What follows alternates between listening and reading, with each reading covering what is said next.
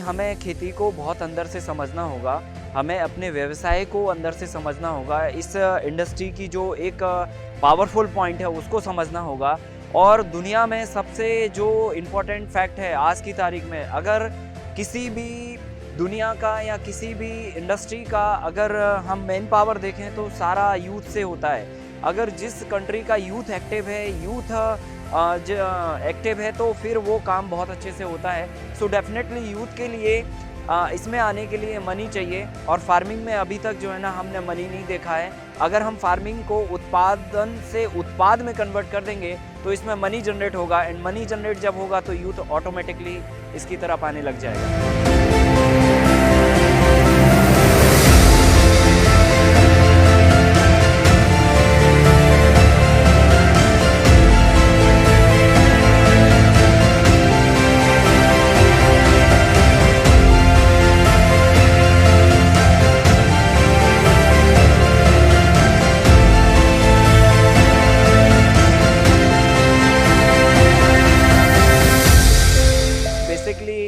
हम medical line में जाना था मुझे, और MBBS करके डॉक्टर बनने की चाहत थी।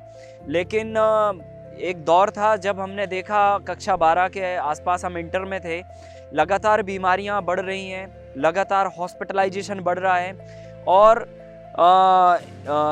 धीरे धीरे करके हम एक ऐसी दिशा में जा रहे हैं जिस दिशा में हमारे हिंदुस्तान में स्कूल और कॉलेजेस से ज़्यादा हॉस्पिटलिटी का इंफ्रास्ट्रक्चर हम बढ़ा रहे हैं। सो बेसिकली ये हमें उस समय समझ में आया कि हम बीमारी को रोक नहीं पा रहे हैं, या हम बीमारी होने के कारण को नहीं रोक पा रहे हैं। अगर हम बीमारी होने के कारण को रोक पाते तो शायद बीमारियां लगातार नहीं बढ़ती, डॉक्टरों की संख्या लगातार नहीं बढ़ती, और मेडिकल की संख्या भी लगातार नहीं बढ़ती। तो कहीं ना कहीं ये संख्या लगातार बढ़ रही है, तो इसका बेसिक रीज़न क्या है? क्योंकि बीमारी की मैन्युफैक्चरिंग बंद नहीं हो रही है, बीमारी की मैन्युफैक्चरिंग कंटिन्यूसली हो रही है, और बीमारी की मैन्युफैक्चरिंग का कारण है हमारा खान पान। सीधा सिंपल सा है, अगर हम अपनी गाड़ी में अच्छा फ्यूल डालते हैं तो हमारी गाड़ी अच्छा माइलेज देती है। अगर हम गाड़ी में गड़बड़ फ्यूल डालेंगे, इंजन हमारा जल्दी ख़राब हो जाएगा।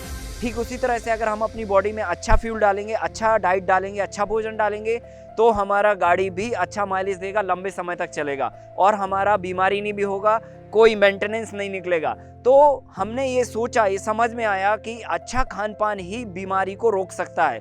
तो क्यों ना हम बीमारी का इलाज करने की बजाय बीमारी होने के कारण को जड़ से ख़त्म करें, और वो है खान पान। तो क्यों ना खान पान को अच्छा से करें, तो केमिकल फ्री फूड सोसाइटी को मिले, उसके लिए मैंने फार्मिंग को चुना। और क्योंकि फूड जो है ना फैक्ट्री में तो पैदा होता नहीं है, किसानी से ही पैदा होता है, खेती से ही पैदा होता है। तो फिर मुझे खेती करना मैंने स्वीकार किया, डॉक्टर ना बन के खेती के व्यवसाय को मैंने स्वीकार किया।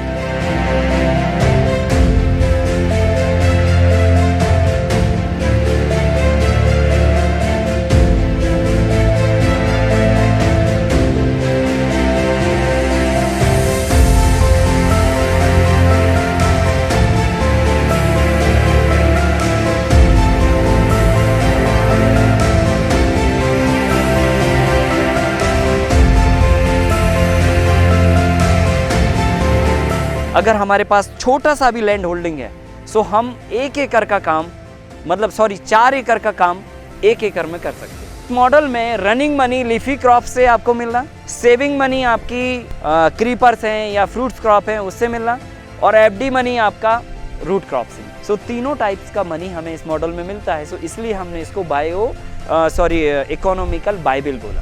This model is economical Bible and profitable. हमने इससे 2017 में 2017 में रिकॉर्ड बनाया था 10,50,000 रुपीज़ 1 एकड़ से। ऑन एन एवरेज इस मॉडल में आप 4 to 5 lakh rupees net profit 1 एकड़ से आराम से जनरेट कर सकते हैं। एक एवरेज बात कर रहे हैं। स्ट्रीम पे चले गए, मार्केट कर लिया, वैल्यू एडिशन कर लिया, तो फिर बहुत सारा और भी बढ़ सकता है। But on an average production level पे अगर हम बात करें तो 4 to 5 lakh rupees earn on 1 एकड़।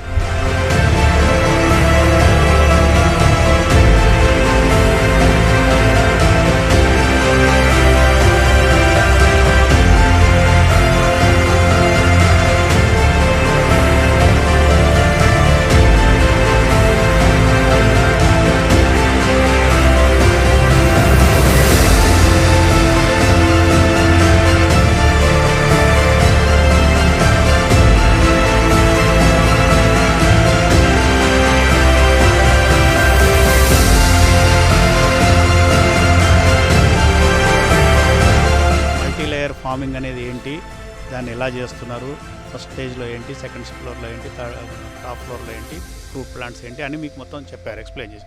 అంతవరకు మీకు అర్థమై ఉంటుంది మొత్తం. ఇప్పుడు వీరు చెప్పింది జీవితంలో బతకడం ఎలా. ఇప్పుడు మీరు కోర్స్ నేర్చుకున్నా, మీరు ఏం చేసుకున్నా కొన్ని ఒకసారి చూడండి మోడల్స్. మీకు ఈరోజు వచ్చి ఇక్కడ ఫిజికల్గా మీకు చూపిస్తున్నారు, ఫిజికల్గా వర్క్ చేపిస్తున్నారు. దీన్ని బట్టి మీరు ఒక 1 month, 2 months, 3 months మీరు దగ్గరే, your college is very near, you can come and see every 1 month and see the progress. ఒక 3 నెలలు 6 నెలలు ప్రోగ్రెస్ చూసిన తర్వాత ఇక్కడ మీకు ఎలా అనిపించింది చూడండి ఒకసారి. By seeing you will get confidence.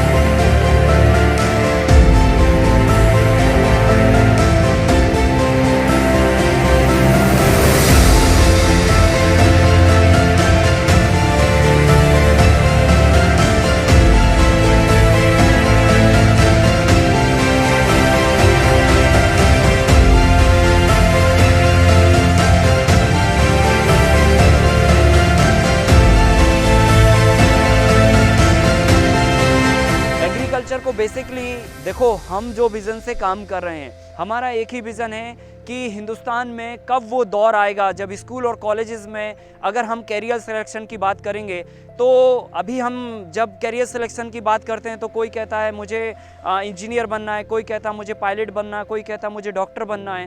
तो मैं उस डायरेक्शन में काम कर रहा हूँ कि अगले 10 साल में हिंदुस्तान में जब कैरियर सिलेक्शन की बात आए तो सबसे पहले फार्मिंग के लिए नाम उठे कि मुझे फार्मिंग प्रोफेशन में जाना है।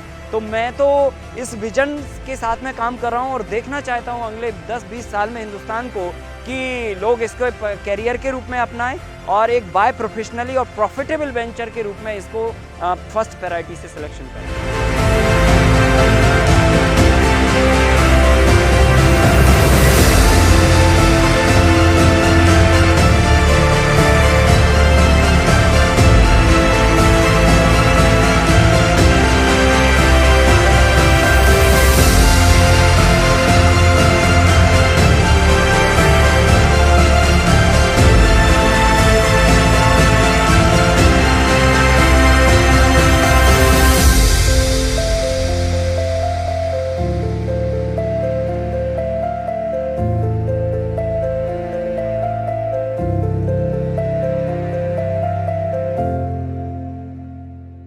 మల్టీ లేయరింగ్ మెథడ్ మేము ఎక్కడా చూడలేదు. ఇక్కడ చూసినందుకు మాకు చాలా ఆశ్చర్యం వేసింది. ఎందుకంటే ఈ మెథడ్ ఇంతవరకు తెలంగాణ స్టేట్లో మేమైతే చూసింది లేదు.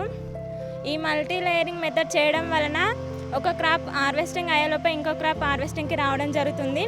దీంతో మనకు చేతిలో డబ్బులు అనేది కూడా అనుకూలంగా ఉంటాయి. మేము ఇక్కడికి వచ్చి ఇక్కడ రెడ్డిపల్లిలో సార్ రాజగోపాల్ సార్ దగ్గరికి వచ్చేసి మాకు మల్టీ లేయర్ ఫార్మింగ్ అనేది మాకు చాలా ఉపయోగపడుతుందని మేము అనుకుంటున్నాము. రాబోయే రోజుల్లో కూడా మేము ఇదే విధంగా మేము చేయాలని మేము అనుకుంటున్నాము. ఇదే మంచి ఒక బిజినెస్ అంటే ఒక పరంగా ఆహారం పంటగా మంచి తినే ఆహారంగా మంచి ఆరోగ్యం స్వచ్ఛమైన ఆహారం లాగా పండించాలని మేము కోరుకుంటున్నాము. అదే విధంగా మేము చేసుకుంటాము. మల్టీ ఫార్మింగ్ కోసం ఇక్కడ మాకు చూపించడం జరిగింది. దీనిలో మేము పార్టిసిపేట్ కూడా చేసాము. ఎలా నిర్మించాలి దానికోసం మాకు కూడా తెలిసింది. దీనివల్ల మేము కూడా మా ఇంటి దగ్గర ఫార్మింగ్ చేయగలుగుతామని మాకు ఒక అవగాహన వచ్చింది. దీనివల్ల మేము ఇంతకుముందు చాలా ఇన్స్టిట్యూట్స్కి వెళ్ళాము. ఐఆర్ఆర్ వేరే ఇన్స్టిట్యూట్స్కి వెళ్ళారు. మా కాలేజ్ నుంచే తీసుకెళ్లారు.